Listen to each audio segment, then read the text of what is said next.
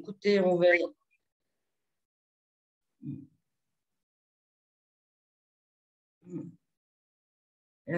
excusez-moi.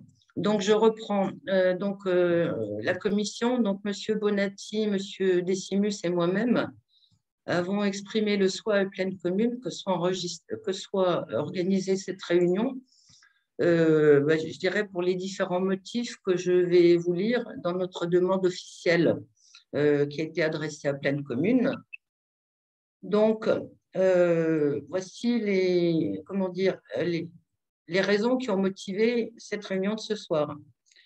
Donc, on a pu constater sur le registre dématérialisé, en fait, qu'il y avait quand même un très large intérêt du public pour la modification 1 du PLUI, dans la mesure où, à ce jour, nous avons 110 observations qui ont été formulées.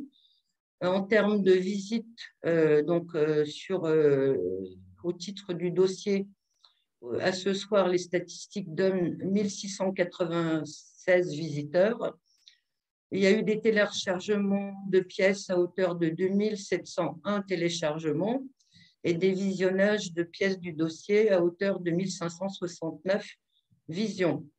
Donc, nous en avons conclu en fait qu'il y avait un réel intérêt pour cette modification du PLU de la part donc des habitants du territoire de pleine commune. Deuxième raison qui a motivé la demande de cette réunion, même si les modifications envisagées dans la modification du PLU ne remettent pas en cause l'équilibre général du PLUI, ce point qui était confirmé par la MRAE et les PPA dans leur avis favorable donné à cette modification 1. Les modifications qui sont dans cette modification 1 sont très nombreuses et se traduisent pour un grand nombre d'entre elles par des impacts sur la population du territoire. Troisième raison, la Commission considère que l'appropriation du dossier et de la notice qui ont été soumises à enquête, notice de 120 pages, n'est pas aisée pour un public non initié. Il n'est pas simple de rentrer dans le dossier, notamment des difficultés pour avoir une vision synthétique du projet envisagé et une vision synthétique des modifications par ville. Et nous avons eu également un des derniers éléments qui a déclenché cette demande de réunion. C'est une demande d'un collectif qui s'appelle Vigilance JO 2024 qui a fait la demande explicite d'avoir cette réunion. Donc, entre cette demande et nos motivations commission d'enquête, voilà pourquoi nous sommes là ce soir pour cet échange avec vous. Je vous remercie de votre écoute et je vais passer la parole à Monsieur Ziane, qui va vous présenter les slides qui ont été conçus par Pleine Commune pour vous présenter le projet de modification 1 du PLUI.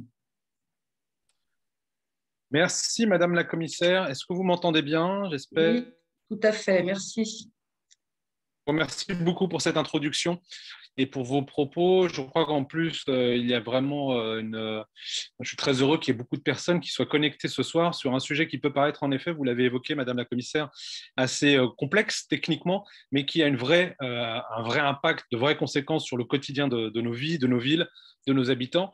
Et il s'agit donc ce soir, dans le cadre de l'enquête publique, de se pencher, d'expliquer, d'être le plus pédagogique possible et de répondre aux questions des habitants sur le projet de modification numéro 1 du PLUI de Pleine Commune. Dans mon propos, pour vraiment cadrer, présenter et donner le maximum d'éléments de compréhension du sujet, d'abord, je voulais vous faire une petite présentation du contexte, puis une présentation, comme vous l'évoquiez, Madame la Commissaire, du dossier d'enquête publique et des propositions de modification. Effectivement, ce sont des dossiers très denses, très compliqués, qu'il est nécessaire d'expliciter au maximum. Et moi, je suis très heureux, en tant qu'élu, vice-président à l'aménagement et l'urbanisme, de pouvoir avoir eu la possibilité d'organiser cette réunion publique. On en organise énormément sur différents sujets au sein de Saint-Ouen et à Pleine Commune. Et il était important qu'on puisse s'exprimer ce soir et donner la parole aux habitants et qu'on puisse échanger sur ces différents aspects. Je vous donnerai donc, comme vous le voyez sur les slides qui sont en train de défiler, la première donc, présentation du dossier d'enquête, quelle suite pour l'évolution du PLUI, et ensuite nous entamerons donc un sujet de questions-réponses et un débat sur ces modifications numéro 1 du PLUI. Pourquoi donc une première modification du PLUI? D'abord, il faut le savoir, le PLUI tel qu'il est aujourd'hui en application, ce plan local d'urbanisme intercommunal, il est entré en vigueur le 25 février 2020, c'est-à-dire désormais pratiquement 2 ans, je dirais presque 2 ans. On va fêter son anniversaire. Mais la finalisation, là, c'est une temporalité très spécifique, la finalisation du travail de rédaction des documents, lui, a été effectuée en début 2019. Par conséquent aussi, depuis 1 an, l'application pendant une année des règles du PLUI que nous menons, moi aussi à ce titre en tant qu'adjoint au maire en charge de l'aménagement et de l'urbanisme à Saint-Ouen, ces règles du PLUI sont en application depuis une année et on voit dès aujourd'hui qu'il y a des difficultés d'application de certaines règles, des difficultés de compréhension pour les services et les usagers. Donc je pense que là, on a une vraie notion d'égalité de ce point de vue-là, tant les habitantes et les habitants que les services en charge de sa mise en œuvre, de sa compréhension et son explicitation. Il y a des difficultés de compréhension et des règles aussi qui ne sont plus ou qui n'étaient plus adaptées aux projets urbains dans certains secteurs. Et en 2 ans également, puisqu'on va fêter cet anniversaire, de nouveaux projets ont émergé pour lesquels des adaptations sont nécessaires, aussi bien en termes de règles graphiques que de règles écrites.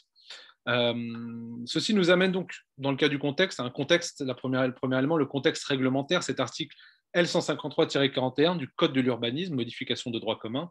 Ce projet de modification est soumis à enquête publique. Il est réalisé conformément au chapitre 3 du titre 2 du livre 1er du Code de l'environnement par le président de l'établissement public, lorsqu'il a pour effet soit de majorer de plus de 20% les possibilités de construction résultant dans une zone de l'application de l'ensemble des règles du PAN, deuxièmement, de diminuer ses possibilités de construire, troisièmement, de réduire la surface d'une zone urbaine ou à urbaniser.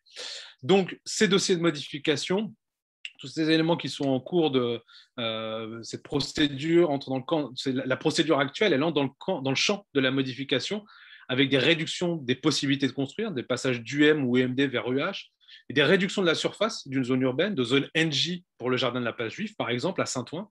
Donc, ces dossiers de modification ont été envoyés à l'autorité environnementale pour une demande de cas par cas, conformément aux exigences du Code de l'environnement. Et le dossier a été exonéré à l'évaluation environnementale par décision du 29 juillet 2021. La modification du dossier après l'enquête publique, seules les demandes d'ajout ou de modification qui entrent dans le champ de la présente modification pourraient être intégrées avant l'approbation de la modification numéro 1. Le dossier de modification, on va revenir, peut-être qu'il y a le dossier de modification, ouais, on peut aller à la slide suivante, s'il vous plaît. Merci. Celle d'avant. On a sauté une slide, je crois. Merci. C'était sur la présentation du contexte, toujours l'objectif de cette réunion publique. Vous l'avez évoqué, Madame la Commissaire, organiser une réunion publique pour une meilleure information du public, bien sûr. Et l'objectif est d'expliquer le dossier de modification afin que chacun puisse y repérer, comprendre les enjeux et prononcer sur l'avis sur les pièces et documents modifiés. Je rappelle que cette réunion, elle se tient dans le cadre réglementaire de la modification numéro 1 du PLUI. Et elle ne traitera donc que des points des secteurs impactés par les règles modifiées présentes dans le dossier mis à enquête. Les secteurs non touchés, donc tout ce qui touche aux opérations olympiques, le grand hôpital, la piscine à vocation olympique, et les règles inchangées ne feront pas l'objet d'une présentation parce qu'elles ne sont pas elle n'entre pas dans le cadre réglementaire de la modification numéro 1 du PLUI. La prolongation jusqu'au 3 décembre 2021 de l'enquête publique permettra aux habitants de prendre en compte les éléments complémentaires apportés, bien évidemment dans le cadre de cette réunion publique.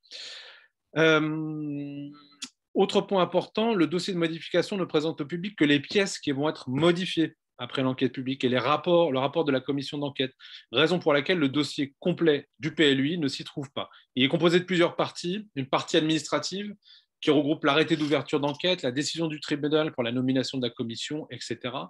Une partie sur la composition du dossier, avec le tableau de bord de lecture de la notice pour une vision des modifications par ville, membre, fiche explicative pour la prise en main du dossier. Les pièces modifiées avant et après modification, pour bien évidemment mettre en évidence toutes les évolutions qui sont intégrées, qui participent de cette modification numéro 1 du PLUI. Le retour des PPA, partie qui est abondée au fur et à mesure des retours qui peuvent avoir lieu jusqu'à la clôture de l'enquête. L'objectif, le rappel que je voulais vous faire concernant encore dans cette présentation du dossier, c'est que le PLUI détermine les conditions d'aménagement et d'utilisation des sols, principalement sur les parcelles privées. C'est un outil central pour encadrer l'aménagement opérationnel. Ces prescriptions s'imposent aux travaux, construction, aménagement, plantation, affouillement, aux ouvertures d'installations classées. Ce PLUI se décompose en 5 tomes avec un rapport de présentation, un projet d'aménagement et de développement durable, des orientations d'aménagement et de programmation, communément appelées OAP, règlement écrit, graphique et les annexes. Et vous avez un petit rappel, juste en dessous, avec les codes couleurs afférents, quand vous lisez justement un cadastre ou un plan, les principales zones du PLUI, donc les UMD, UMD mode traditionnel, UM mixte, etc., etc. Dans la présentation du dossier d'enquête publique, les pièces modifiées dans le cadre de cette modification sont les suivantes. Il y a 4 OAP opérationnels.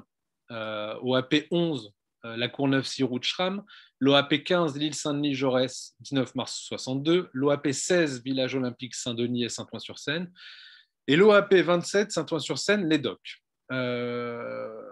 Dans cette perspective, les pièces modifiées dans le cadre de ces modifications sont les suivantes. Ce sont les parties 4, règlement écrit et graphique. Le règlement écrit, vous avez les éléments, le PowerPoint sera à votre disposition. Des dispositions générales applicables à toutes les zones, les règlements de zone et les règlements de zone UP, les zones de projet. Certaines fiches relatives à la protection du patrimoine bâti, principalement des ajouts et une suppression. Le règlement graphique, les règlements graphiques, le plan de zonage général et le plan de zonage détaillé, le plan du patrimoine bâti, le plan de zonage fluvial, et bien sûr, dans les pièces modifiées, les annexes qui sont une mise à jour de ces annexes et des compléments en fonction des délibérations qui ont été prises par le PT, comme par exemple les périmètres de sursis à statuer ou la gestion des déchets. Pour rentrer précisément sur le contexte et les objectifs de cette modification numéro 1, nous allons en parler pendant la soirée parce que c'est le début d'un processus, il y aura d'autres étapes, une modification numéro 2, une révision approfondie. Mais aujourd'hui, ce soir, très concrètement, dans le cadre de cette enquête publique, cette modification numéro 1 du PLUI, quels sont ses objectifs? D'abord, corriger les erreurs matérielles dans le règlement écrit et graphique. Il peut y en avoir. Il s'agit dans cette enquête, dans cette modification numéro 1, de les corriger. Clarifier certaines règles pour faciliter l'instruction des autorisations du droit des sols, amélioration de la rédaction, des ajouts, des modifications, de définition dans le lexique. C'est d'une très grande complexité. Mes collègues élus à l'aménagement et à l'urbanisme en particulier, ils sont confrontés tous les jours sur des problématiques d'interprétation, de compréhension. Donc, vraiment un travail, j'ai envie de dire, sémantique qu'il nous s'agit de mettre en œuvre avec la réorganisation de certains articles sans en changer le sens, mais pour aboutir à une compréhension des règles par le public en clarifiant certains points qui présentent des difficultés d'interprétation. Modifier certaines dispositions réglementaires qui bloquent la réalisation de projets d'aménagement engagés par le PT et les communes, et intégrer les règles de droit commun des dispositions générales dans certains règlements de zone UP. Donc ces modifications, bien sûr, proposées sont en adéquation avec les dispositions du PADD, tel qu'il a été approuvé en février 2020, et ça ne remet pas en cause l'équilibre général du PLU en vigueur. Elles ne reviennent pas sur des protections patrimoniales ou environnementales qui ont été instituées pour rester dans la procédure de modification prévue par le Code de l'urbanisme. Peut-être là pour pouvoir avancer et pour donner un petit peu d'éléments structurants à notre discussion, je voulais vous montrer, là on est sur la slide 1/6, merci, des modifications. Alors, on va rentrer petit à petit dans le détail, mais de manière globale. Des modifications, s'agissant de ce PLUI numéro 1, des modifications des dispositions générales principales. Par exemple, un vrai sujet aujourd'hui auquel nous sommes confrontés, la définition de ce qu'on appelle le co-living. Des propositions régulières faites par des promoteurs investisseurs arrivent aujourd'hui dans les villes, jouant parfois sur les définitions, les contextes, le type de projet, le type d'immeuble qui souhaite être construit. Les villes aujourd'hui ont besoin d'une définition précise, puisqu'il y a une émergence de ce type de projet. Les villes ont besoin d'une définition précise. Des règles spécifiques aux constructions en structure bois, les compensations des arbres abattus vont être intégrées. C'est une des modifications importantes, celle de 3 arbres plantés pour 1 arbre abattu. C'est un engagement qui a été pris par le président de l'EPT lors de sa prise de fonction en juillet 2021, et des précisions sur la définition des arbres également pour le calcul des unités de plantation. Précision de la définition de la clôture à l'alignement, précision concernant le stationnement de 2 roues non motorisées, augmentation du ratio exigé pour le stationnement 2 roues non motorisé, la mise en cohérence des règles relatives au réseau de chaleur suite au classement du réseau de chaleur par le SMIREC, avec une obligation de raccordement dans certains secteurs définis, précision sur les modalités de destination des locaux pour les ordures ménagères, hauteur du local, changement de destination, un ensemble d'éléments effectivement qui, après cette année, ces 2 années où les villes ont été concernées par la mise en œuvre de ce PLUI, des modifications qui sont nécessaires d'un point de vue d'ordre général. Les modifications également des règles dans les règlements de zone et zones UP. Je ne rentre pas dans le détail, mais par exemple, à Épinay, UP11/UP36 nous fait une nouvelle définition de baie et mise en adéquation des règles, ou dans l'écoquartier de l'île Saint-Denis, des dérogations pour les constructions structures bois, végétation en toiture terrasse, précision sur la surface d'une place de 2 roues de stationnement 2 roues non motorisées, ou à Saint-Ouen, des précisions sur l'obligation de végétalisation du recul paysager et végétalisé. Slide suivante, s'il vous plaît. Merci. Des modifications apportées sur les OAP sectorielles. Exemple également, là aussi, à La Courneuve, sur l'OAP 11 la création d'une servitude de taille minimale des logements et d'un périmètre de hauteur plafond sur les parcelles qui n'appartiennent pas à la ZAC. Sur le village olympique, Saint-Denis-Saint-Ouen, une mise en cohérence des documents graphiques de l'OAP avec la mise en compatibilité qui a été prouvée en octobre 2020, et qui ne prévoyait pas ces ajustements, c'était un oubli. Donc ces modifications numéro 1 du PLU permettent justement, comme je le disais en introduction, de pourvoir à la correction de ces oublis. Ou dans l'anecdote de Saint-Ouen, une relocalisation de l'espace vert de 4500 m² prévu dans l'OAP pour jouer un rôle de liaison entre la ville et le fleuve. Donc ça, c'était un choix qui avait été porté par notre municipalité et nous faisons évoluer.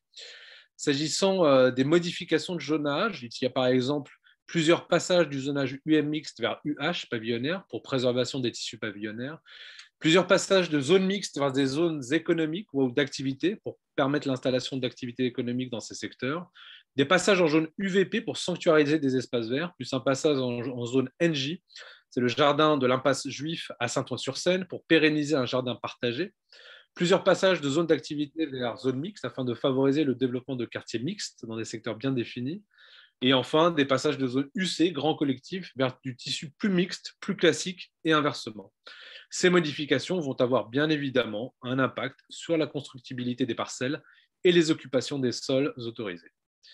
Nous avançons, puisque là on parle des modifications des servitudes applicables sur les parcelles privées.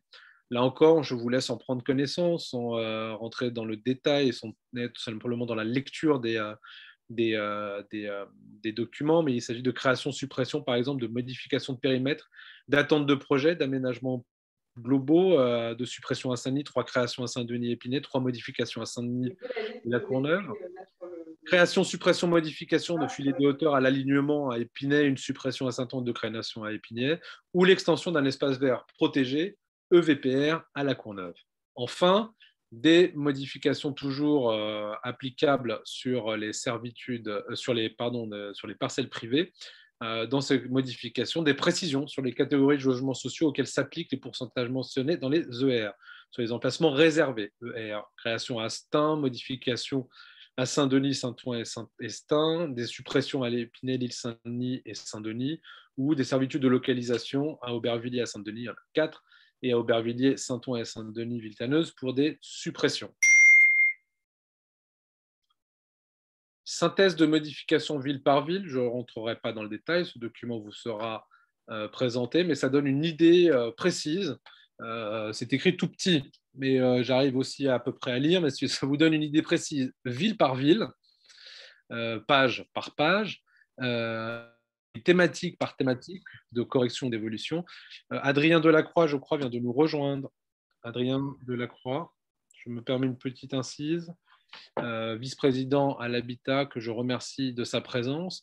Donc, je reprends cette modification, ces synthèses de modification par ville que nous avons là, que vous pouvez retrouver, qui sont très transparentes en termes de pour retrouver ces modifications, ces évolutions. Et je remercie le travail effectué par les services de pleine commune et les UT urbanisme dans les villes pour ce travail de fourmi, pour être en capacité justement de faciliter, de mettre en œuvre ces modifications.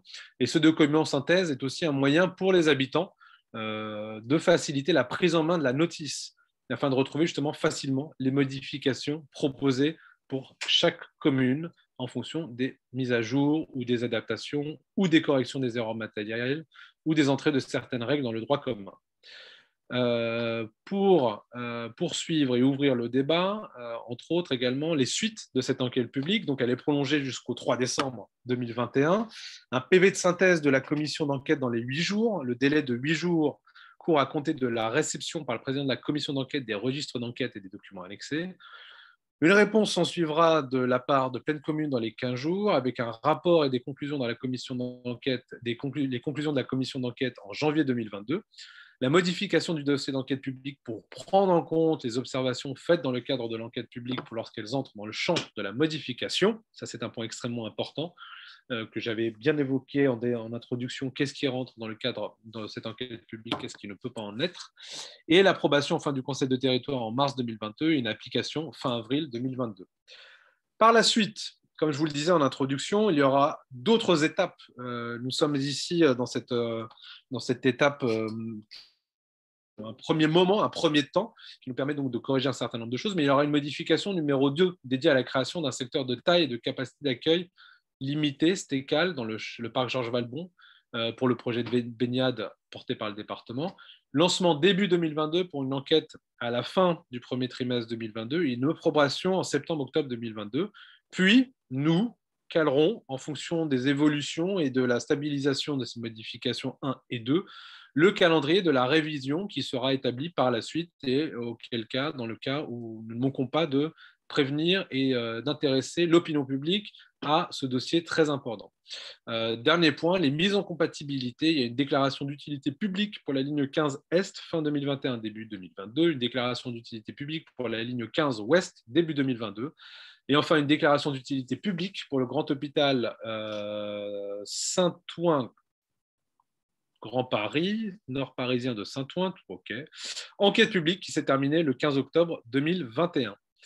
Voilà en quelques mots introductifs. Excusez-moi si j'étais un peu long, mais je pense que c'est important puisqu'il s'agit d'éclairer l'avis des habitants, des citoyens qui ont souhaité. Et donc, vous êtes à peu près 47. Nous sommes 47 ce soir pour une réunion. Je pense que c'est intéressant d'avoir pu se retrouver. Je vous remercie de votre attention, comme indiqué sur la slide, et je donne la parole aux personnes qui souhaitent pouvoir interroger les personnes et ouvrir le débat. Je vous remercie pour votre attention.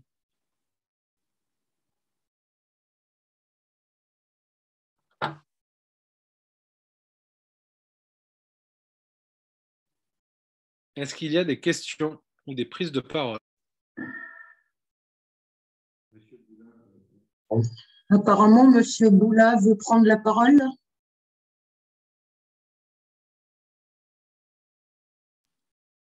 Est-ce qu'on peut donner la parole à Monsieur Boula Bertrand, s'il vous plaît? Bonjour, je ne sais pas si on m'entend. Oui, monsieur, très bien. Bonjour.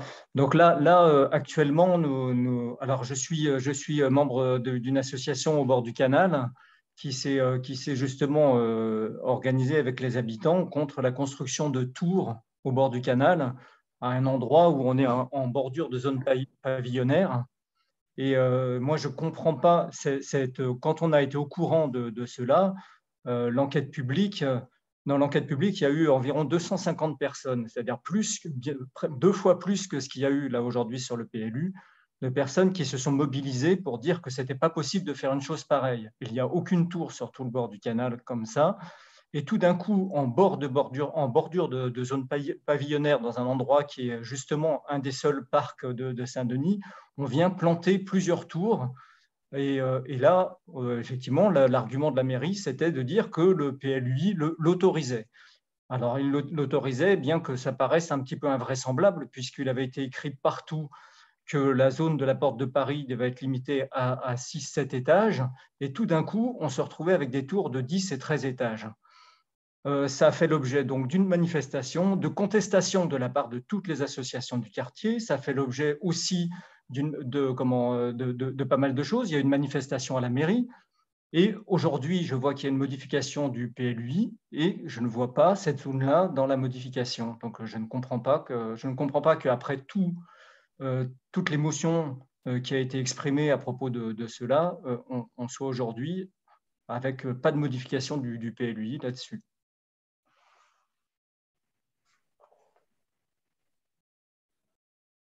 Voilà. Merci, monsieur. Je vous en prie. Il y a d'autres questions? Madame la commissaire, je vous laisse mener un peu les prises de parole. Oui, mais comment vous souhaitez procéder? Vous répondez observation par observation? Ouais, je pense qu'on peut peut-être je pense que c'est bien d'avoir deux, trois interventions, trois, quatre questions. D'accord. Alors, on va donner la parole aux personnes qui le souhaitent au fur et à mesure et réponse donc sur la base de 3 ou 4 observations. Vous êtes d'accord? C'est parfait, madame la commissaire. Alors, par exemple, on va donner la parole au comité de vigilance JO 2024. Est-ce que vous nous entendez? Oui, nous vous entendons. Nous sommes par ailleurs réunis en réunion du comité, donc ça tombe bien. Et donc nous avons une question concernant le village olympique, parce qu'il y a effectivement une modification. Alors il semblerait que ce soit une question de périmètre, mais simplement, en fait, il y a quand même un petit triangle au nord du village olympique qui est concerné. On aimerait comprendre de quoi il s'agit précisément. Et ça, c'est pas tout à fait compréhensible malgré notre suivi. Donc ça, c'est une première question. Et puis une remarque d'ordre général. Effectivement, le dossier semble indiquer qu'il ne s'agit pas d'orientation importante, mais de simples modifications. Or, il y a, selon nous, quand même des orientations qui sont prises politiques. Je prends 2 exemples. Sur Saint-Denis, par exemple, il y a deux refontes concernant les zones pavillonnaires au prétexte qu'il ne faut pas densifier les zones pavillonnaires, mais il n'y a pas de débat sur ce point, qui est quand même un débat de fond politique. Il n'y a pas non plus par exemple, si je prends aussi le cas de la Courneuve, où il y a sur le projet 6 routes une augmentation du nombre d'étages, ça semble, ce sont des orientations politiques qui mériteraient de débat sur les AC. Et on constate souvent, nous qui suivons les dossiers olympiques et les autres, que la plupart des questions de fond et des orientations stratégiques ne sont pas discutées. C'est ce qui nous a d'ailleurs conduit à demander cette réunion publique pour avoir quand même des explications sur les orientations stratégiques. Parce que de manière éparse, on a l'impression que les modifications ne portent rien, mais en fait, elles portent quand même des orientations. Et c'est ce que nous voulions éclairer, notamment avec les élus. Je vous remercie.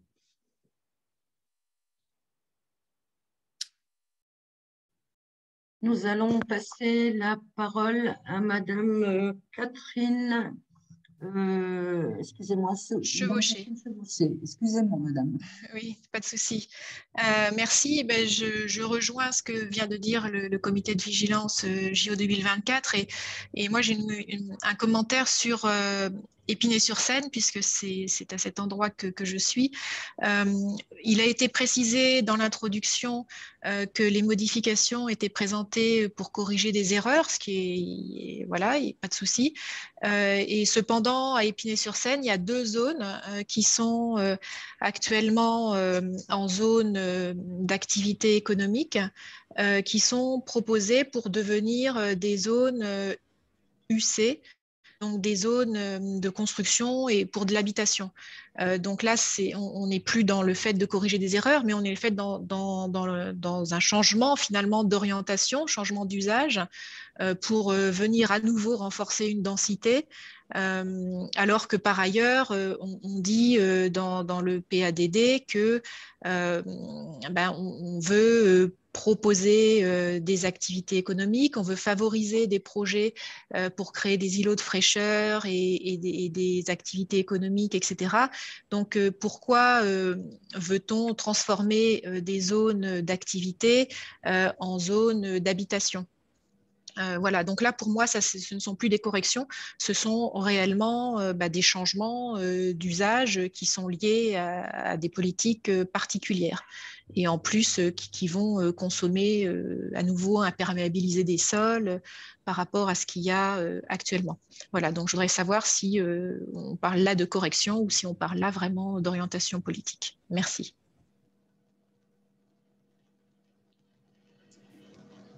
Pardon.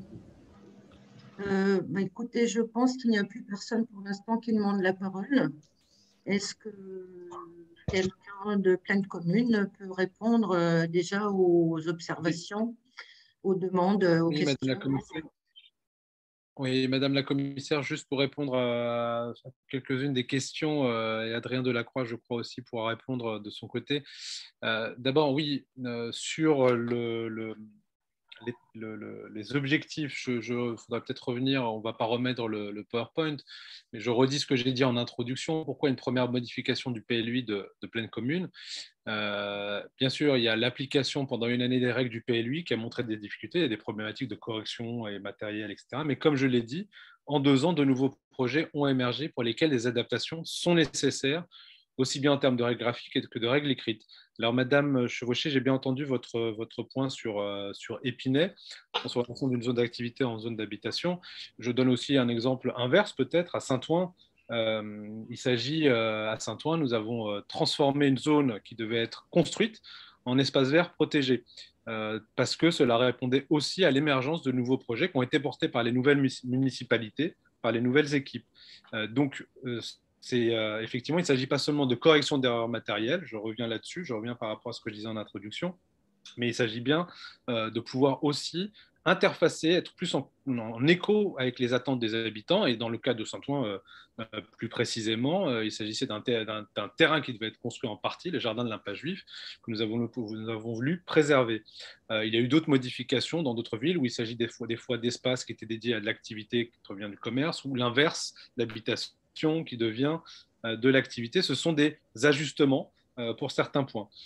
Moi, ce que j'ai aussi comme élément pour Épinay, c'est que la zone UA, qui touche une zone déjà dédiée au logement, est une zone pavillonnaire. Et l'actuelle zone d'activité, si je comprends bien, je reprends les éléments qu'on a dans la notice, n'est déjà aujourd'hui plus occupée par les entreprises. Donc, le zonage, c'est la ville qui a demandé cette modification du zonage pour accueillir des logements et des équipements pour personnes âgées, résidences seniors. Et c'est à chaque fois à Épinay, et ça, ce sont des volontés aussi de la ville, que les ONUA ont été diminués 2 fois pour Épinay, c'est qu'il n'y a plus d'activité. Donc, plutôt que d'avoir des activités qui vivotent, qui ne fonctionnent pas, on les réintègre dans la ville avec des opérations de logement. J'insiste aussi sur les opérations de logement, et ça, je fais une petite incise, et là, je parle aussi en tant qu'élu à l'aménagement et l'urbanisme à Saint-Ouen. Bien sûr qu'il faut développer la végétalisation en ville, bien sûr qu'il faut travailler à trouver les éléments qui vont nous permettre de passer le cap de la transition écologique. Mais il y a aussi un autre enjeu très important, et je pense que certaines personnes doivent être sensibles ce soir, c'est comment loger l'ensemble des habitants de nos territoires dans des conditions décentes, et comment répondre, comment donner corps à une réponse coordonnée par l'ensemble des acteurs du territoire, l'ensemble des villes, à ce besoin fort, une crise du logement énorme qui touche notre territoire, qui touche la région parisienne et l'Île-de-France en général, avec une problématique plus forte encore, je pense, et on le verra dans les prochaines années, sur le logement social. Donc je ne dis pas qu'il faille opposer transition écologique, développement des espaces verts et construction des logements. Il faut trouver une complémentarité entre ces 2 aspects. C'est notre challenge, c'est notre travail au quotidien avec les équipes, et être en capacité de trouver cet équilibre entre les 2. Donc, c'était aussi pour répondre à votre question, Madame Chevauché, sur la nécessité, oui, aujourd'hui, face au mal logement, face aux difficultés de loger les habitantes et les habitants de notre territoire et ailleurs, qui souhaitent s'installer sur notre territoire, d'être en capacité d'apporter des réponses sur le logement. Peut-être qu'Adrien, qui est notre VP à l'habitat, j'ai un peu bifurqué sur mes délégations, mais j'avais très envie de pouvoir vous apporter cet éclairage.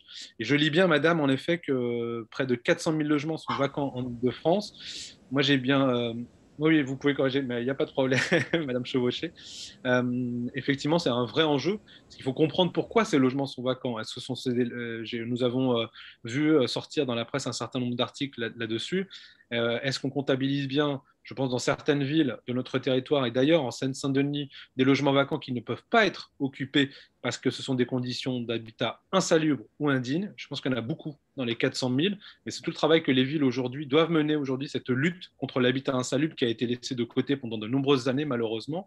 Donc, je n'ai pas les données concrètes sur ces 400 000 logements, mais j'imagine bien, et quand on y travaille, qu'on regarde aussi les taux de vacances, je regardais à Saint-Ouen l'autre jour, il y a aussi des problématiques liées donc à l'habitat indigne et au taux de logement insalubre. Mais enfin, il y a des problématiques qui sont liées à, évidemment, la rotation dans les bâtiments, dans les appartements, etc., qu'il faut que nous suivions de manière très précise. Adrien, tu voulais répondre sur certains aspects? Alors, je n'en veux pas du tout au VP à l'aménagement et l'urbanisme d'avoir parlé d'habitat, parce que de toute manière, c'est que nous sommes totalement raccords et les maires et les élus de pleine commune le sont sur le besoin de construire du logement, de qualité et avec dans des quartiers qui sont vivables. Mais il y a un enjeu évident à loger nos habitants, à accueillir y compris de nouveaux habitants sur le territoire. C'est un enjeu régional et puis qui doit permettre de faire baisser la pression qui est liée aujourd'hui à un déficit très important entre l'offre de logement sur le marché et la demande de logement et de logement de tout type. C'est vrai pour de l'accession libre, c'est vrai pour du locatif libre et c'est aussi vrai sur du locatif social. Donc, c'est l'enjeu, y compris des orientations qui sont en train d'être discutées sur le territoire de pleine commune, d'avoir une production de logements diversifiée, de logement social, y compris pour des publics spécifiques, comme les seniors ou les étudiants, mais aussi de l'accession sociale à la propriété et de l'accession libre en complément de ce qui se faisait par le passé. Donc, c'est les grandes orientations. Et donc, il y a aussi des enjeux à construire du logement, en particulier là où il y a des transports en commun, notamment les gares du Grand Paris Express, des nouveaux métros ou des bonnes dessertes avec les transports, ce qui est le cas d'un certain nombre de secteurs du territoire de pleine commune et des villes dont nous avons évoqué déjà, que nous avons commencé à évoquer ce soir. Sur deux questions peut-être spécifiques qui ont été posées sur Monsieur Boula concernant une opération de construction à l'entrée du centre-ville de Saint-Denis. Il y a aujourd'hui une opération qui produit du logement sur une parcelle qui est totalement artificialisée. Donc aujourd'hui, on a une opération qui est rendue possible par le plan local de l'urbanisme tel qu'il était déjà défini.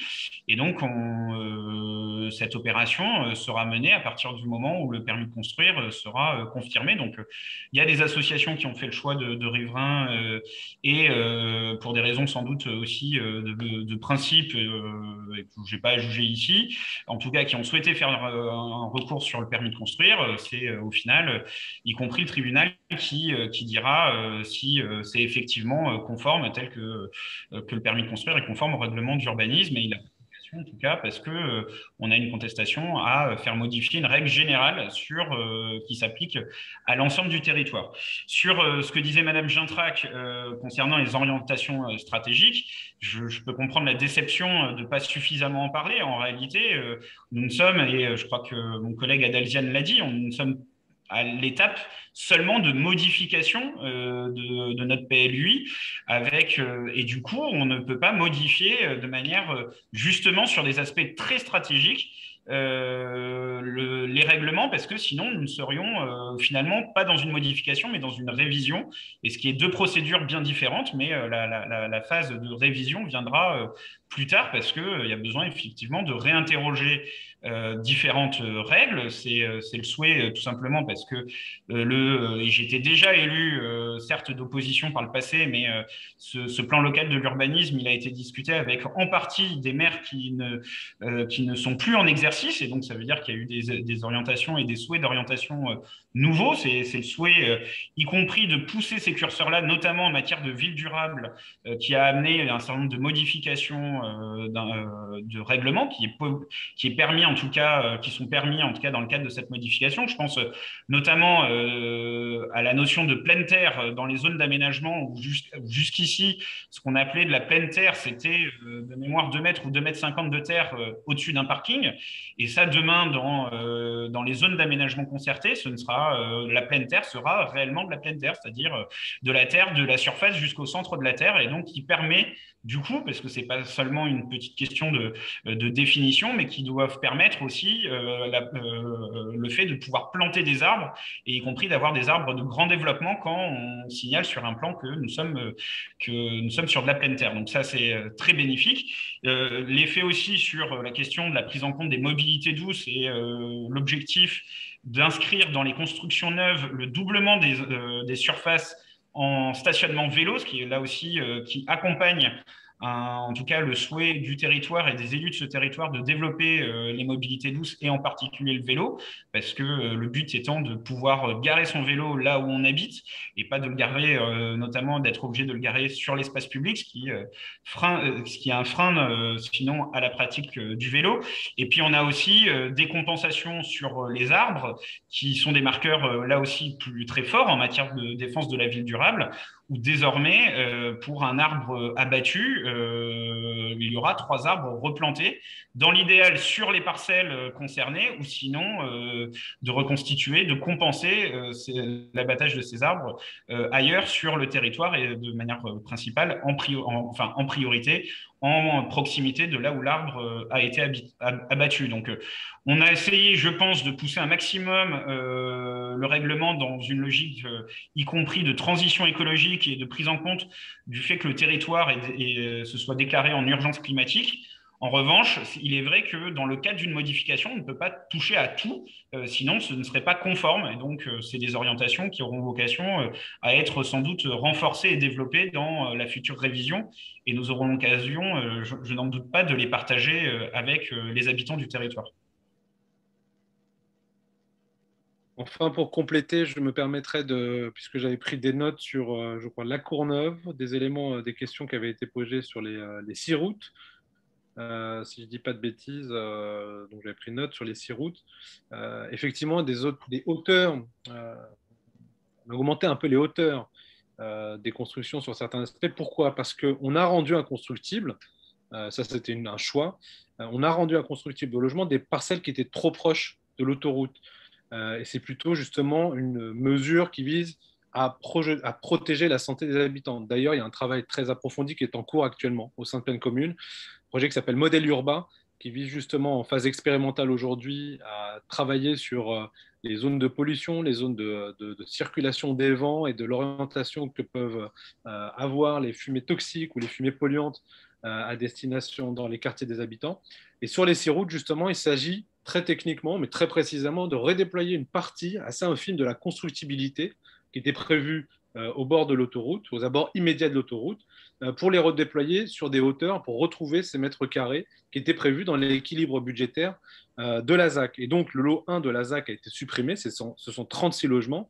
Et pour compenser cette suppression de 36 logements qui participent de l'équilibre économique et budgétaire de la ZAC, pour compenser en partie, on a augmenté les hauteurs d'un niveau dans certains secteurs, ce qui aussi esthétiquement permet d'avoir des épanelages un peu diversifiés et de la diversité architecturale. Je crois qu'on peut continuer peut-être les questions, parce que j'ai vu une main levée, Monsieur Landau qui a levé la main il y a un petit moment. Oui, merci. Il y reste une réponse à apporter, si vous voulez bien, à la question sur la modification qu'il y a eu sur le village olympique qui a été posée tout à l'heure.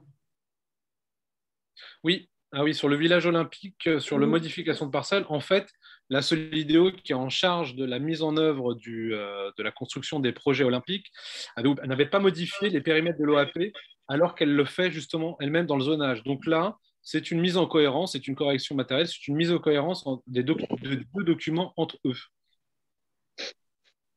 Mais Madame la Commissaire, on mettra des réponses écrites précises aussi à chacune de ces questions, hein, comme ça. D'accord, je vous en remercie. Voilà. Bien sûr, bien sûr. Merci par avance. Donc, nous allons passer la parole à Monsieur ou Madame Landau. Oui, donc Léo Landau. Merci. Alors, j'espère avoir une réponse qui soit différente de celle que je serai hors sujet. Mais je voulais vous parler un peu des jardins et du fort d'Aubervilliers. Hors sujet parce que aucune modification ne semble toucher cette zone. Mais néanmoins, il y a un sujet. Il y a un sujet justement qui nécessiterait qu'il y ait une modification. Je m'explique.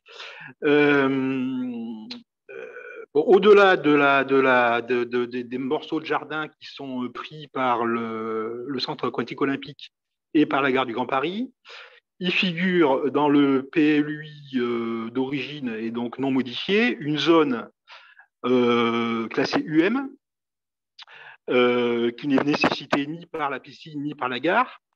Donc une zone UM qui menace donc à terme des jardins en terre naturelle d'être construite. Or, d'une part, la maire d'Aubervilliers, la nouvelle, s'est engagée en conseil municipal à défendre les jardins, l'intégralité des jardins qui restent. D'autre part, un certain nombre d'élus, y compris présents autour de cette visioconférence, se sont engagés dans leur campagne électorale pour, dans le zéro artificialisation net ou pas net, je ne sais plus, c'est-à-dire y compris que des jardins, des terres naturelles sur le territoire de pleine commune ne doivent pas être bétonnés. Parce que pourquoi aller créer de la pleine terre artificiellement avec une profondeur de je ne sais combien, alors qu'il existe de la terre naturelle, très peu, mais encore la terre naturelle, vraiment naturelle, à profondeur illimitée, sur lesquelles on bétonnerait. Donc, tout ça pour dire quoi ? Dernière chose, peut-être, concernant la nécessité, à mon avis, de modifier le PLUI sur ce point. Alors, je précise, c'est-à-dire que de classer en zone N ou NJ cette zone des jardins qui est aujourd'hui en UM, ne serait-ce que pour se mettre en conformité avec le SDRIF, puisqu'il apparaît qu'aujourd'hui, le PLUI contrevient à la législation dans la mesure où il n'obéit pas au SDRIF. Le SDRIF disant qu'il fallait sauvegarder les jardins, sauvegarder les corridors écologiques, etc. etc. Je rentre pas dans les détails, on pourra le faire plus tard s'il faut. Voilà, donc au vu de tout ça, il est plus que souhaitable que la modification 1 du PLUI sur les quelques, alors je pense, on n'a pas trop identifié le nombre, vous avez entre quelques milliers de mètres carrés, je ne sais pas si c'est entre 4 et 6 000 mètres carrés, soit reclassé aujourd'hui en zone non constructible, N, voilà. Merci.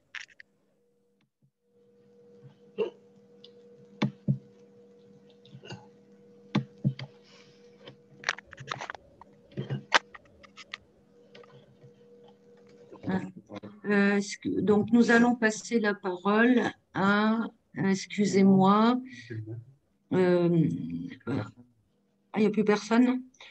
Donc, pour l'instant, il n'y a pas l'air d'avoir de questions complémentaires. Donc, est-ce qu'il est possible de répondre à Monsieur Landau, s'il vous plaît? Excusez-moi, je me permets juste d'intervenir. Il y a Martine Caron qui a demandé à prendre la parole dans le fil de conversation. Qui, du coup, n'a pas pris la parole, il me semble. Ah ben, il n'y a pas de souci. Donc, Madame Caron, vous nous entendez? Oui, merci beaucoup. Je l'avais écrit dans le chat, je suis désolée. Oui, j'étais un peu étonnée de la réponse sur les questions qu'avait posées Cécile du comité de vigilance sur les orientations politiques. Parce qu'il me semble quand même que c'est quelque chose de très important, notamment sur le projet dont vous avez parlé, le projet des sirops de la Courneuve. On passe quand même d'un projet qui était avant la modification du PLU, de 1200 logements. Et on passe avec la modification à 2200 logements. C'est quand même une orientation politique forte. Alors, je veux bien qu'il y ait effectivement des besoins de logement, mais on change complètement la nature du projet initial quand même. 1000 logements supplémentaires, c'est pas seulement s'ajuster sur la disparition de 36 logements pour des raisons diverses. Donc, il me semble que cette question de la densification générale de notre département et de Plaine Commune en particulier, est une question éminemment politique qui n'est jamais discutée.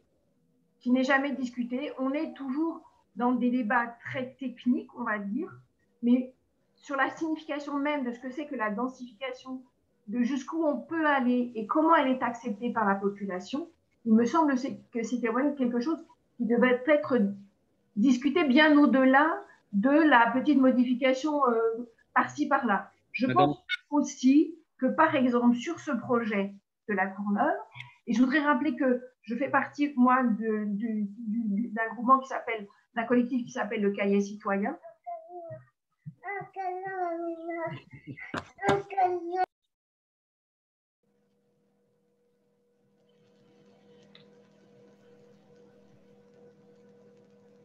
Laisse Madame Caron faire un câlin.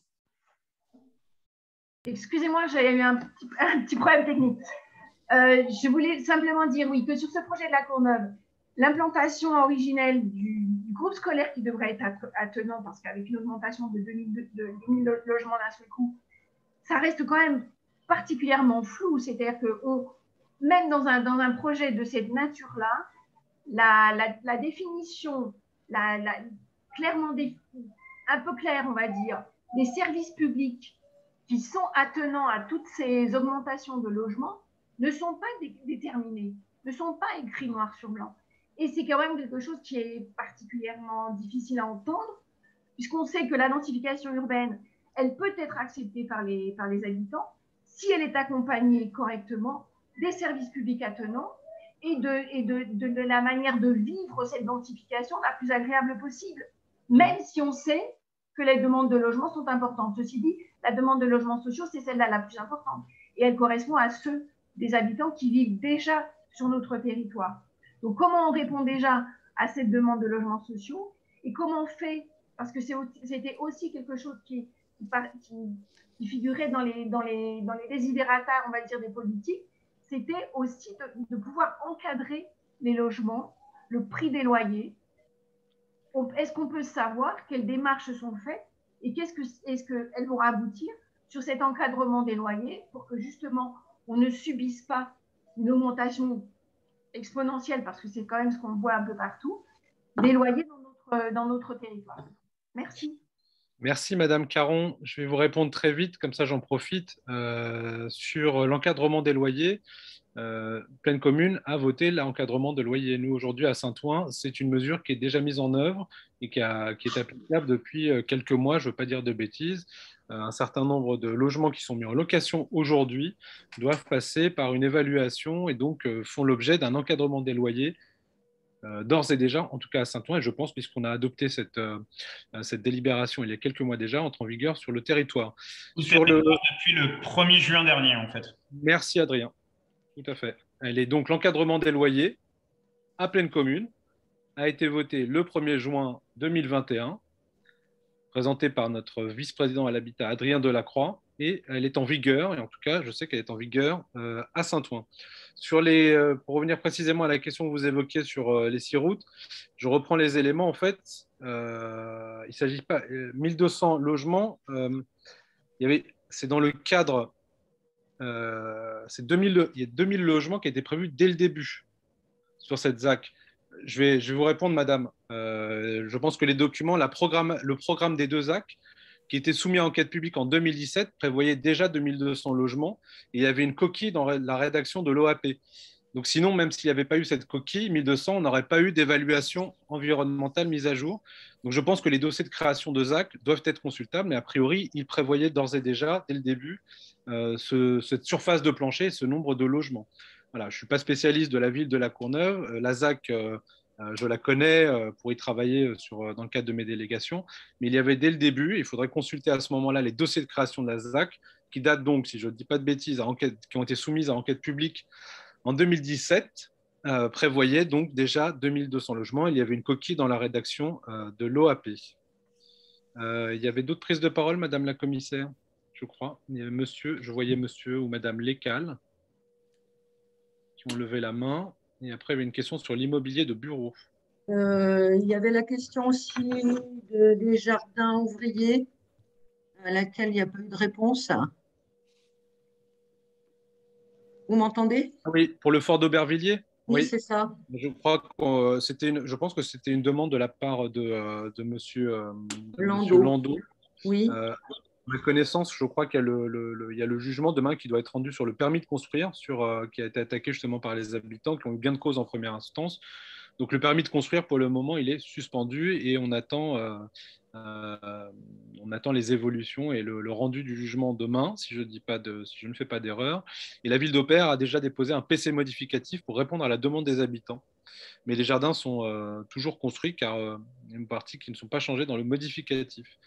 Et je crois comprendre que la zone UM correspond au tour dite des gendarmes à la phase 2 de la ZAC en 2019. Donc on attend aussi le rendu, les conclusions de la justice qui doit s'exprimer demain pour savoir si oui ou non il lève la suspension des travaux, mais le chantier est à l'arrêt aujourd'hui. Merci beaucoup. Nous allons donner la parole à monsieur ou madame Lecal, s'il vous plaît. Oui, bonjour.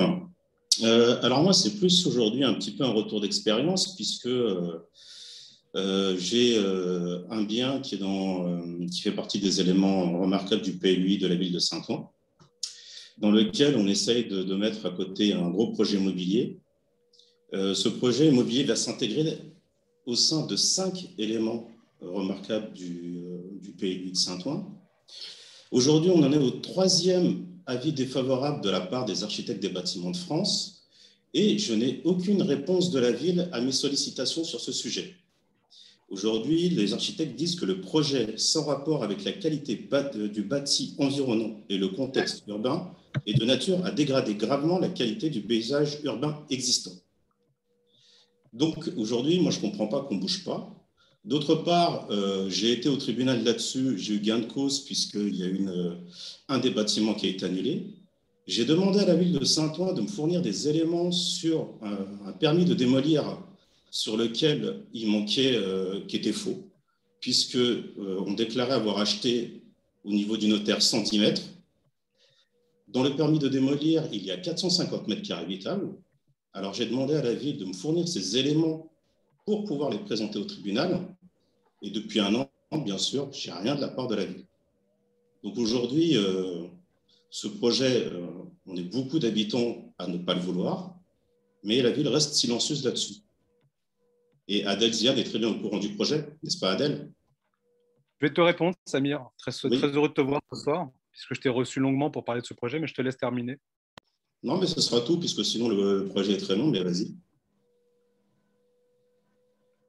Oui. Alors ce soir, on parle donc de modification du PLUI, mais puisqu'on doit discuter aussi sur ce sujet du projet porté par un promoteur immobilier à Saint-Ouen, c'est un projet qui, a été lancé avant notre arrivée aux responsabilités. Tu m'en avais déjà parlé, ou je te vous vois, vous m'en avez déjà parlé avant les élections, on s'en est parlé après.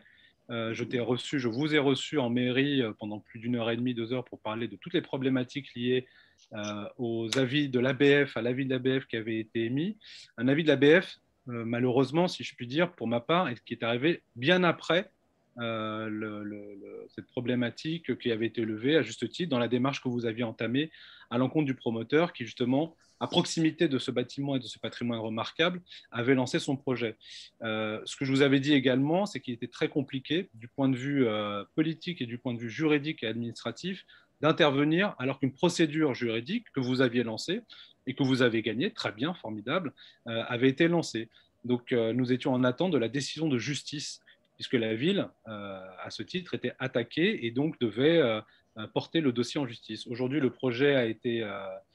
vous avez gagné dans le cadre de votre procédure. La prochaine étape pour moi, c'est de voir avec le promoteur qui porte ce projet, s'agissant d'un bâtiment qui est dégradé et qui n'a pas vocation à rester dans cet état, de voir avec le promoteur comment faire évoluer ce projet. Voilà les informations que je vous avais données à l'époque, on s'était vus dans mon bureau, et aujourd'hui qui sont à ma connaissance, puisque le permis, je crois que c'est en septembre ou cet été qu'il y a eu ces évolutions et ces décisions de justice.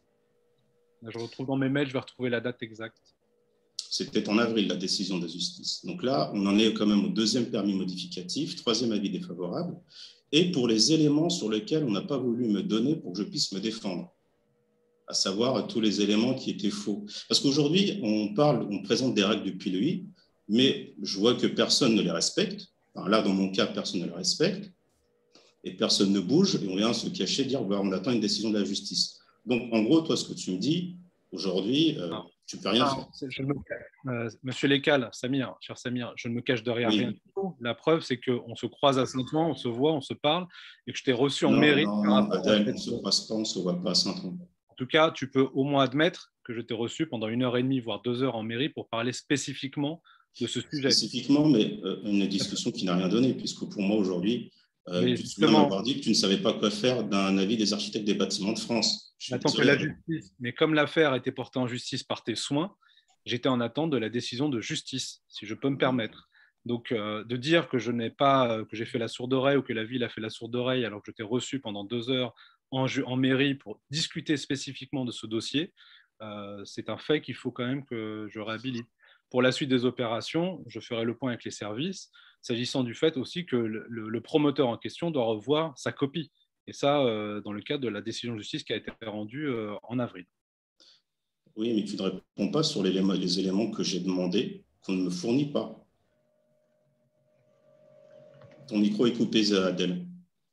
Ouais, s'agissant de ces éléments, et là je pense qu'on est en train de rentrer sur un cas particulier, s'agissant de ces éléments, nous allons fournir une réponse dans la suite de la procédure qui a été lancée, puisque je crois qu'ensuite, le promoteur doit revenir sur ses propositions pour rentrer plus précisément dans le cadre proposé et demandé par la justice. Donc je suis en train de travailler sur ce dossier en particulier et je pense que je vais devoir organiser une réunion prochainement avec le promoteur.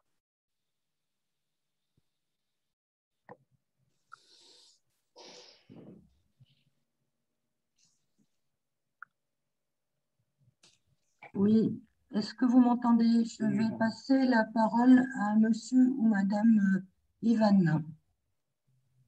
Bonsoir, merci beaucoup. Vous m'entendez? Oui, très bien. Merci de me donner la parole. Je voudrais revenir sur la question des jardins ouvriers d'Aubervilliers pour lesquels monsieur Ziane a fait une réponse, mais concernant uniquement la piscine. En effet, sur cette piscine, demain, il va y avoir une décision de justice en référé sur la suspension ou pas, ou le maintien de la suspension des travaux. Mais je pense que la question de M. Landau tout à l'heure concernait la zone UM qui se trouve sur les jardins d'Aubervilliers et non sur la tour des gendarmes, comme l'a dit l'élu tout à l'heure. Alors que donc cette zone UM, en fait, elle est sur les jardins. Madame Karine Franclet, la maire d'Aubervilliers, s'est engagée plusieurs fois devant le conseil municipal d'Aubervilliers à supprimer cette zone UM. C'est une zone qui avait été décidée avant qu'elle arrive, qu'elle soit maire d'Aubervilliers. Elle l'a découverte grâce au collectif de défense des jardins. Elle a découvert qu'il y avait cette zone qui était prévue et qui était totalement illégitime, notamment effectivement parce que le SDRIF, le schéma directeur d'Île-de-France, et là, si vous n'avez pas répondu non plus, le schéma directeur de la région Île-de-France prévoit de protéger ces jardins. Et donc, c'est totalement incompréhensible que ces jardins ne soient pas protégés, que le PLUI soit contraire au schéma directeur d'Île-de-France et à ce qu'a prévu le schéma directeur d'Île-de-France.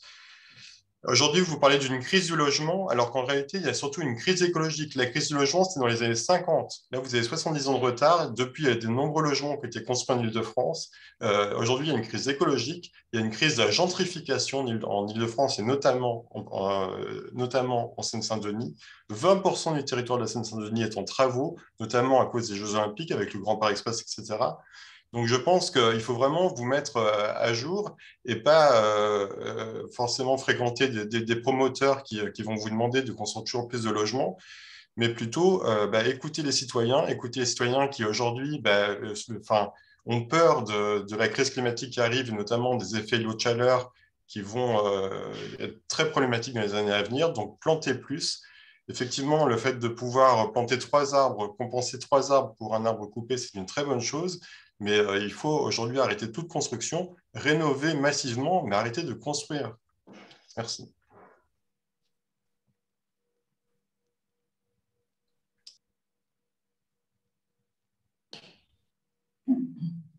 A priori, pour l'instant, il s'agissait de la dernière question. Est-ce qu'il peut être apporté une réponse à celle-ci, s'il vous plaît? Oui, ce que j'aime beaucoup apprécier là dans la soirée, c'est le caractère courtois des échanges qu'on a pu avoir, même si on est sur des problématiques très techniques. Il est difficile de rester sur Madame la commissaire, sur l'enquête publique, puisque après, évidemment, qui parle d'urbanisme parle forcément donc de projet de vie, de projet de quartier. Je n'ai pas 70 ans de retard, ni 70 ans d'avance.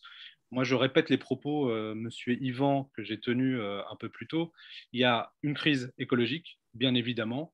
Quant à Saint-Ouen, par exemple, nous transformons une parcelle qui était destinée à être construite en jardin partagé et qu'on le modifie dans le PLUI. On apporte à notre échelle, en discussion et en dialogue avec les citoyens, avec les habitants, des réponses pour répondre à cette crise écologique. Par contre, je sais aussi, et ça c'est mon avis, et c'est un avis qui est conforté malheureusement par l'expertise du terrain et des échanges avec les habitants, il y a une crise du logement.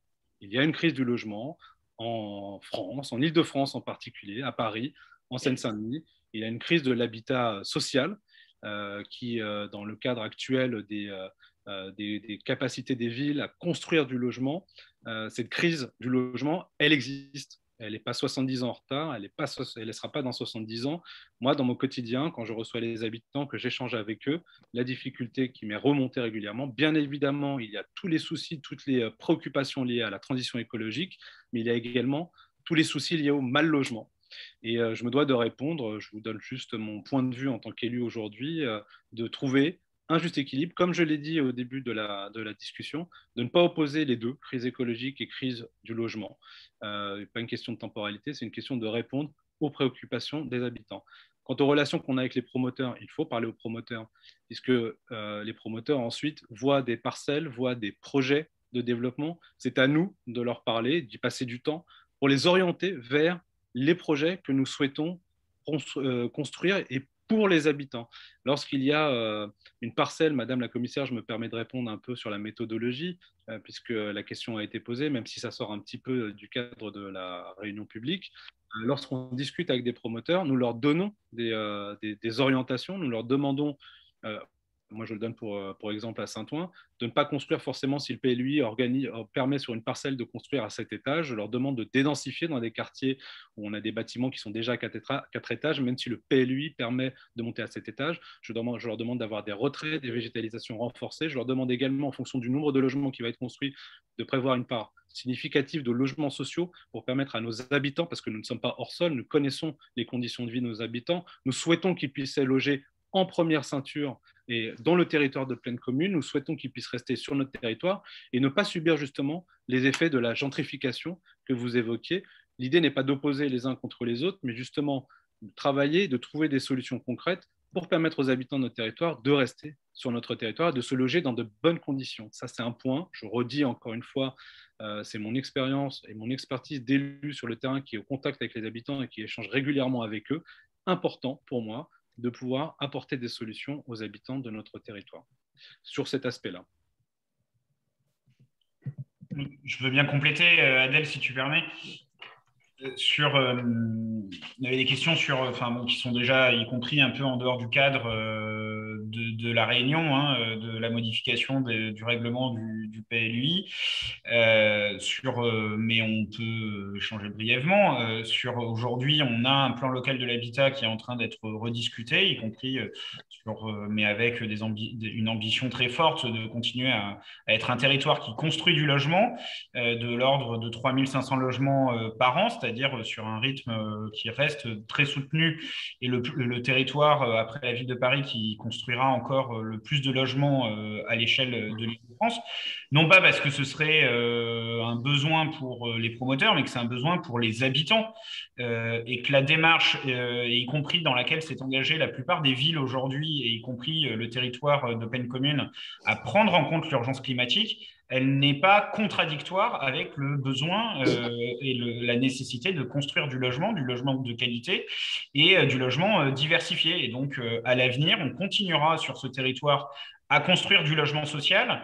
On construira désormais ce qui n'était très peu le cas avant de l'accession sociale à la propriété, et notamment pour ceux qui savent ce que c'est en bail réel solidaire, en permettant de garantir dans le temps l'usage social de l'accession. Donc ça, c'est un enjeu très fort sur un territoire où on sait que les prix sont en forte augmentation. Et donc, pour garantir que demain, y compris des familles du territoire avec des revenus modestes ou moyens pourront continuer à accéder à la propriété.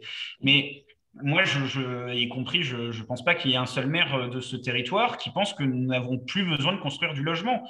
On a un SDRIF qui est en cours de révision, dont la révision a été lancée la semaine dernière par la région, mais je pense qu'il continuera à fixer des ambitions très fortes en matière de construction de logements. En tout cas, on a un SDRIF qui est encore d'actualité, qui prévoit construire 70 000 logements par an, et nous en sommes désormais très loin avec une chute de la construction et une très forte chute de la construction de logements sociaux. Donc, on avait moins de 20 000 agréments l'année dernière sur le logement social, pour 800 000 demandeurs en Île-de-France. Pour près de, je sais que j'en ai 9 000 à Saint-Denis, mais il me semble que de mémoire, on est à peu près à plus de 30 000 demandeurs sur le territoire de pleine commune. On ne peut pas dire qu'il n'y a pas de besoin de logement et de logement dans toutes ces catégories. En tout cas, on continuera de construire du logement. En revanche, on partage totalement, et c'est des orientations qui sont déjà inscrites dans cette première modification du PLUI, de prendre en compte l'urgence climatique pour avoir davantage de pleine terre dans les opérations, pour avoir aussi des toitures davantage végétalisées ou photovoltaïques sur nos toitures, d'avoir y compris des quartiers. Donc là, ça réinterroge les politiques logement qu'Adèle a conduit, et puis que chaque adjoint et chaque maire conduit dans sa ville, mais d'avoir aussi des choses, des opérations, des secteurs d'aménagement, des quartiers plus équilibrés, où il n'y a pas que du bureau ou que du logement, mais il y a du bureau, de l'activité, du logement, mais aussi des équipements publics et des commerces, bref, des quartiers qui fonctionnent et qui fonctionnent bien. C'est le sens, y compris, je pense, aujourd'hui, d'une volonté d'avoir un territoire et des villes équilibrées. Madame la commissaire, il y avait une question, je regardais dans les par écrit, sur Campère, du village olympique. Peut-être apporter une réponse rapidement. Oui, je vous en prie. Merci.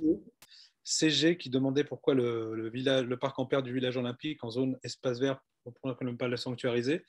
Moi, ce que je voulais vous dire, c'est qu'il sera bien classé en zone UVP, au plan de zonage quand il sera réalisé, car aujourd'hui, on ne connaît pas encore son périmètre au mètre près, puisqu'il est vraiment situé justement dans le périmètre du village olympique. Mais Adrien le sait bien, c'est un parc qui est à cheval mitoyen Saint-Ouen, Saint-Denis, et on a bien vocation justement à en faire un espace vert.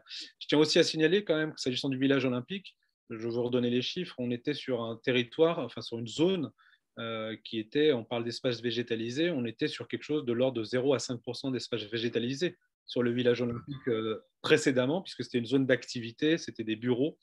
Et là, on va passer, je parle juste pour les espaces publics, en termes de végétalisation, à 20 à 25% d'espaces végétalisés sur l'ensemble de cet espace, qui vont être redonnés en terre pleine, en pleine terre, et je ne parle pas ensuite des espaces en cœur d'îlot. Donc on est en train d'affiner les chiffres, mais ne serait-ce que sur le village olympique, il y a une avancée de ce point de vue-là qui est significative, puisqu'avant on était sur un territoire qui était une zone commerciale avec des entrepôts, avec des entreprises, et demain on aura un quartier qui va nous permettre, donc je vois que CG disait en pleine terre, cela reste à prouver. Écoutez, ça sera un travail qu'on va effectuer justement, puisqu'on est en train d'affiner la définition, comme le disait Adrien, de pleine terre, parce qu'autrefois la pleine terre c'était 2 mètres, 1,50 m ou 2 mètres.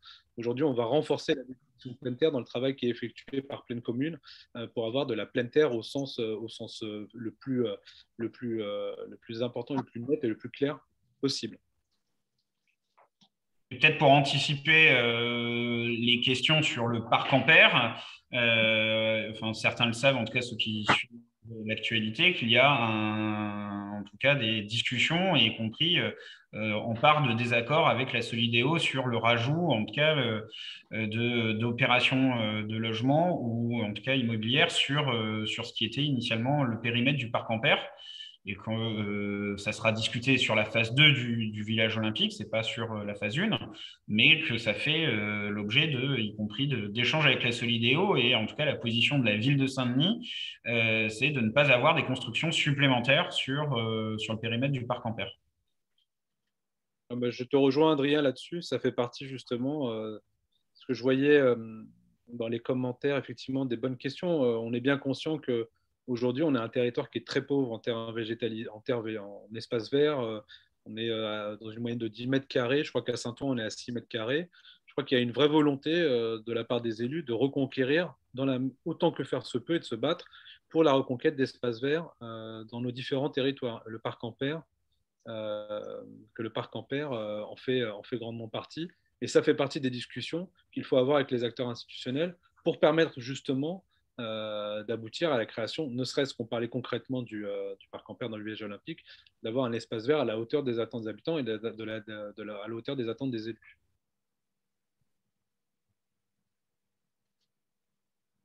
Je viens de voir qu'il y a une personne qui souhaite poser une question. Monsieur ou Madame Gilles?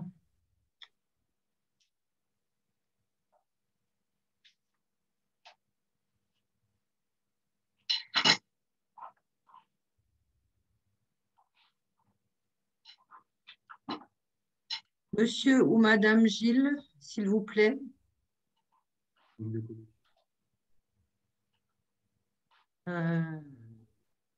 Monsieur ou Madame Gilles a l'air d'avoir des problèmes de connexion.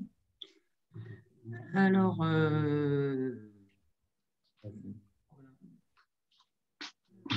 il y a une question dans le chat,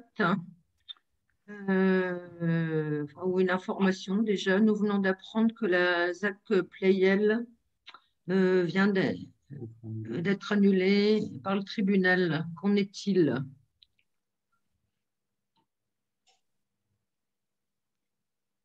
Est-ce que vous m'entendez? Oui, la ZAC Playel vient d'être annulée par le tribunal. Très bien. On prend note, mais je vais vérifier l'information. C'est Martine Caron, très bien. Non, mais effectivement, elle a été annulée précédemment, en tout cas, mais pas, dont les effets ne sont pas immédiats. Et d'ici, normalement, il doit y avoir un jugement en appel, et donc ça dépendra du jugement en appel, tout simplement.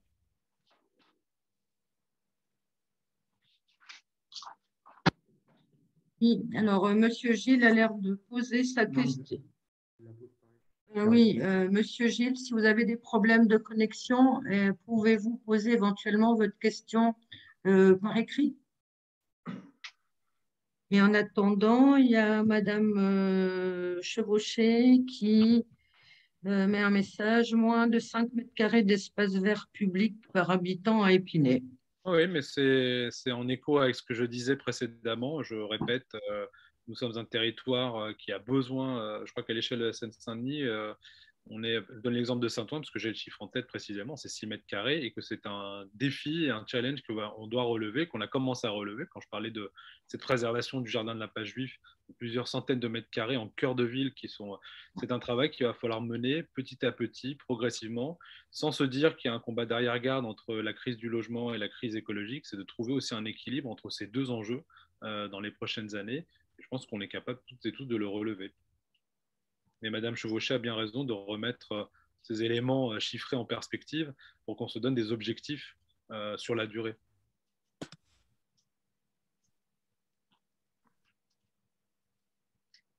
Pour le moment, il y a Monsieur Yvan qui veut reprendre la parole. Oui, pardon, c'était une question un peu plus technique là, pour le coup. Je vous remercie déjà de votre réponse précédente. Vous n'avez pas répondu par contre sur la question des jardins d'Aubervilliers. Et notamment, donc c'est une question technique en fait par rapport à cette procédure de modification du PLU. Pour l'instant, donc toutes les modifications du PLUI sont indiquées, sont clairement indiquées dans le dossier. Est-ce que vous pensez qu'il peut y en avoir d'autres? C'est-à-dire, par exemple, donc, si je reviens sur cette zone UM que Karine Franklet a annoncé qu'elle voulait sa suppression, est-ce que vous pensez que ce sera possible dans ce cadre ou il faudra attendre une nouvelle modification du PLUI pour qu'elle soit supprimée? Oui, monsieur, merci pour votre demande. Alors, sur Aubervilliers, qu'on soit techniquement, effectivement, pour bien savoir comment intervenir et comment agir, c'est un projet de la ville et c'est une ZAC d'État. Donc, moi, à ma connaissance, je pense qu'on va regarder les demandes il n'y a pas eu de demande de modification qui ont été faites. Et à ma connaissance non plus, lors des réunions de travail avec Aubervilliers, il n'y a pas eu de demande dans ce sens. Donc, je pense qu'il faut, c'est aussi du côté de la mairie d'Aubervilliers que la démarche doit intervenir. Moi, voilà, dans le cadre des actes qui sont hors, alors que je rappelle, hein, c'est hors champ de modification du PLU, puisque ce sont des zones d'aménagement concertées. C'est aussi aux municipalités de faire évoluer ces types de programmation. Parce que je me rappelle, pas plus tard qu'hier, justement, j'avais été interpellé sur Twitter par Catherine Saint-Jacques, je crois, qui évoquait la problématique de, quand j'évoquais en conseil de territoire, la nécessité de faire, qu'il y avait des demandes d'évolution des AC de la part des élus et que ça faisait l'objet d'un travail entre élus et aménageurs. J'ai bien précisé mon propos. Si on a des discussions avec les aménageurs aujourd'hui dans les AC, c'est bien parce que nous voulons faire évoluer les projets parce que les habitants ont fait remonter dans leurs demandes, dans le cadre des programmes municipaux qui ont été construits, une demande renforcée de végétalisation, d'espaces verts, d'embellissement, de cadre de vie, amélioré. Et donc, effectivement, voilà, je reparle encore une fois de Saint-Ouen où je suis élu à l'aménagement. Certaines ZAC à Saint-Ouen, soit la ZAC des Docks, ou soit des ZAC qui sont à Porte-Saint-Ouen, ou la ZAC où se trouve justement l'impasse Juif, parce que l'impasse Juif se trouve dans une concession, une zone d'aménagement. Il s'agit justement ensuite de la part des villes, et ça je reviens à votre point initial, de la part des villes, en lien avec l'aménageur dans la ZAC, de faire remonter ces demandes d'évolution. Pardon, juste, enfin, ma question est très précise en fait. Est-ce que dans le cadre de cette modification du PLUI, en dehors des modifications qui sont bien indiquées donc en rouge même dans le document, est-ce qu'il y aura d'autres modifications possibles ou pas, simplement? Ah, dans le cadre de cette enquête? Oui. Dans celle-là, c'est fini. Il y aura mais on entamera très très vite, comme vous l'avez vu dans le calendrier que je vous donnais, les modifications numéro 2. C'est-à-dire qu'on finit cette étape de modification numéro 1, et sans dire de mémoire, on présente tout ça au Conseil de territoire de mars ou d'avril 2022, et on enchaîne très rapidement derrière par les modifications numéro 2 du PLUI. Mais là, dans le cadre de cette enquête, c'est clos. D'accord, merci. Yann, une petite précision, s'il vous plaît. Dans le PowerPoint de présentation, donc vous avez présenté la modification 2 à venir du PLUI. Je vous entends plus très bien, Madame la Commissaire. Là, ça coupe là. Oui, un peu mieux. Oui. Je dis dans la modification, dans le PowerPoint, oui. Vous avez abordé la modification 2 du PLUI à venir. Oui. En indiquant qu'elle aurait pour objet un projet précis. Ma question est la suivante. Est-ce que dans cette modification 2, il y aura donc le projet en question que vous avez mentionné, plus la possibilité d'intégrer des choses qui seraient demandées, entre guillemets, hors sujet aujourd'hui dans la modification 1? Là, pour la prochaine étape, dans le cadre de la modification 2, je reprends, c'est début 2022, lancement début 2022 pour une enquête à la fin du premier trimestre 2022. Donc, on repart sur justement des modifications sur ce sujet-là. Dans le PowerPoint, je ne l'ai plus sous les yeux. Une autre question qui arrive en même temps, parce que je vois des questions qui arrivent sur la droite, sur la gauche. Oui. M. Bailly qui pose, j'essaie de synthétiser un petit peu tous les... je peux répondre peut-être sur la rue du Bailly, Adèle. Ouais. Il n'y a pas de, parce que je sais qu'il y a eu des questions, y compris écrites sur le sujet. En tout cas, le souhait, il est plutôt de se laisser du temps sur ce secteur, sur son évolution, alors qu'il se fera en lien, y compris avec ce qui se passera sur le projet autour des cathédrales du rail. Mais il n'y a pas de volonté d'étendre un programme d'activité, mais plutôt d'éviter des projets non maîtrisés de construction de logements à cet endroit, là où il y a aujourd'hui, certes, une part de logement, mais il y a aussi des activités, enfin de l'activité. Donc, c'était plutôt le sens de la proposition de modification là, du zonage. Après, vu que c'était pas, y compris pour accompagner des projets précis, ça pourrait faire aussi l'objet plutôt d'un gel via un PAPAG pour se laisser le temps soit de la prochaine modif ou de la révision, de préciser les intentions à cet endroit. Merci Adrien. Et donc, pour la modif numéro 2, j'ai repris mes documents, donc je les relis. Modification qui est liée à la création d'un secteur de taille et de capacité, bon, on l'a dit. Ensuite, quand on aura fini cette opération, on lancera justement la révision assez rapidement, parce que c'est notre souhait aussi, parce que cette révision du PLUI, je disais qu'on finit cette modification numéro 1 qui nous emmène jusqu'à avril, et quand on attaquera la révision du PLUI, là on pourra discuter sur des secteurs beaucoup plus larges, beaucoup plus denses, puisqu'on rentrera de manière plus approfondie dans cette révision. C'est plus une modification, c'est une révision, et on pourra intégrer de nouvelles demandes de modification sur différentes parcelles, sur différents secteurs. Je dis ça à titre d'exemple, je redis à Saint-Ouen, il y a un grand nombre de secteurs à Saint-Ouen qu'on souhaite protéger, dont on souhaite renforcer la dimension pavillonnaire. Parce qu'aujourd'hui, je donnais l'exemple tout à l'heure de certaines parcelles où le PLUI, dans certaines zones pavillonnaires, peut autoriser de monter à hauteur de 4 ou 5 étages. Nous souhaitons préserver cette dimension pavillonnaire, 2-3 étages maximum, mais on le fera dans le cadre de la révision du PLUI et pas parcelle par parcelle dans le cadre de la modification. Donc c'est dans le cadre de la révision qu'on pourra revenir sur l'ensemble des demandes qui pourront émerger de la part des habitants. Dans le cadre de pour préciser, parce qu'on est passé vite sur le sujet, mais on aura l'occasion de présenter le projet, c'est que la modification qui va suivre, elle est liée à la création d'un lac et d'une extension, d'une création d'un lac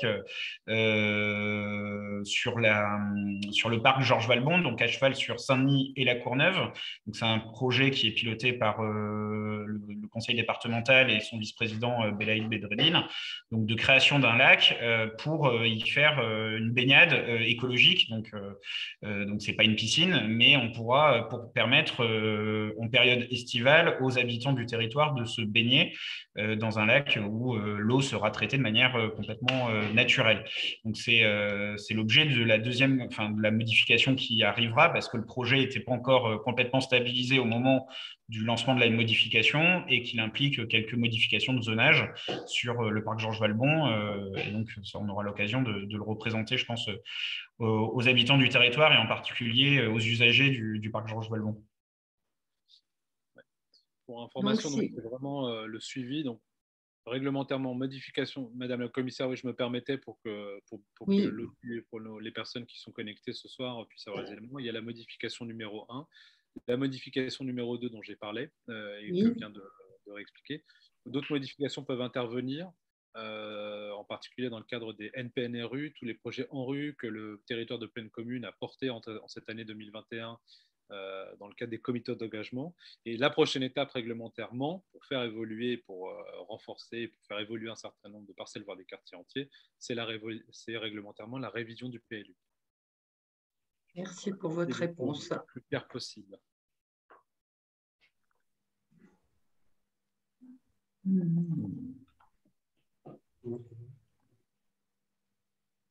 Pour l'instant, nous ne voyons plus de questions. Est-ce que certaines personnes de l'assistance ont envie d'en poser?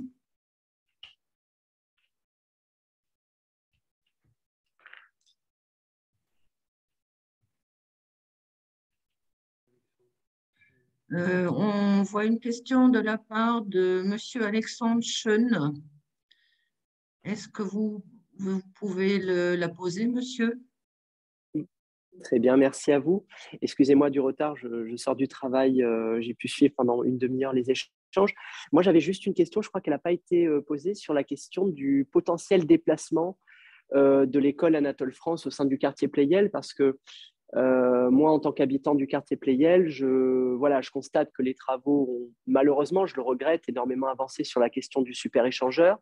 Donc, c'est un choix politique qui, je l'espère, sera assumé pour les dizaines d'années à venir pour la santé des 700 élèves contenus sur cette école et pour les habitants du quartier qui vont avoir 25 000 voitures qui rentrent et qui sortent de cet échangeur de façon quotidienne. Moi, ma question, elle est simple, en fait, c'est visiblement, le choix a été fait de la mairie de maintenir bec et ongle cet échangeur, se pose maintenant une question d'ordre sanitaire majeur, c'est-à-dire la santé de ces 700 élèves. Il y a un rapport de l'UNICEF qui est sorti il y a très peu de temps, qui met en avant et qui met en corrélation la question de la précarité d'un certain nombre de populations et qui, de par les facteurs de précarité, s'accumulent et combiné avec des facteurs comme la pollution de l'air, peut créer de grands troubles d'un point de vue sanitaire et de façon au niveau de la santé de ces enfants-là. Et l'exemple de l'école Anatole France dans le quartier Pleyel a été pris en exemple dans ce rapport national de l'UNICEF. Je suis extrêmement inquiet pour la santé des enfants, de nos jeunes enfants, de ces 700 enfants dionysiens. Et je pose ici la question à monsieur l'adjoint et à l'ensemble des personnes en capacité de me répondre ici, si, à partir de la vue de ce rapport, à la vue de la prise de parole des associations, des collectifs, est-ce que la question du déplacement de l'école Anatole France, malgré toute la valeur patrimoniale qu'elle a, et je sais que beaucoup d'habitants de Pleyel sont attachés à cette école qui est centenaire maintenant, mais pour le bien-être et la santé des enfants de ce quartier, n'est-il pas envisageable aujourd'hui de déplacer cette école, de déplacer les enfants et, le cas échéant, de faire financer le déplacement de cette école par la Solidéo et par les Jeux Olympiques, parce que je pense sincèrement que ce n'est pas à la ville de Saint-Denis de payer le déplacement de cette école. Merci à vous pour vos éclaircissements sur ce sujet. Alors, merci pour votre contribution, et en tout cas qui est relativement hors sujet par rapport à l'objet de la réunion de ce soir, mais je peux quand même malgré tout en dire un mot. C'est c'est par rapport à ce que vous dites, en tout cas sur les éléments, c'est que c'est pas la création d'un super échangeur, mais c'est la création d'un échangeur dans un seul sens, puisqu'il y avait déjà un sens qui existait, qui va permettre y compris de potentiellement de libérer, sur le secteur Porte de Paris, de déconstruire et de débitumer en grande partie le secteur. Donc, il a aussi ses avantages à l'échelle de la ville de Saint-Denis et pour l'impact sur le quartier et plus particulièrement sur l'école, la ville y est particulièrement vigilant, a fait des tests et qui ne permettent pas de dire que, en tout cas, il serait dangereux pour les enfants d'être là. Vous faites référence non pas à un rapport, mais une contribution d'un habitant qui a été annexée. Et donc, en tout cas, aujourd'hui, c'est un sujet d'attention, en tout cas, sur la qualité de l'air dans l'école en particulier, sur le secteur également, mais en tout cas, sur les tests qui ont déjà été faits, ils ne relèvent pas du tout le fait que ça soit non conforme, en tout cas, à l'usage de ce type de bâtiment. Donc, voilà, et on sait que sur les pollutions, en tout cas, et les impacts, ils sont aussi, c'est pas seulement le flux de voitures, mais il y a aussi le fait que le choix de la ville de Saint-Denis a été fait de rentrer dans la ZFE, et donc y compris d'ici de mémoire juin 2022, on aura les voitures qui seront les plus polluantes seront aussi interdites sur la commune, et on a vocation, on sait de toute manière, à avoir des voitures à l'avenir beaucoup moins polluantes. Donc ça rejoint y compris vos préoccupations là-dessus.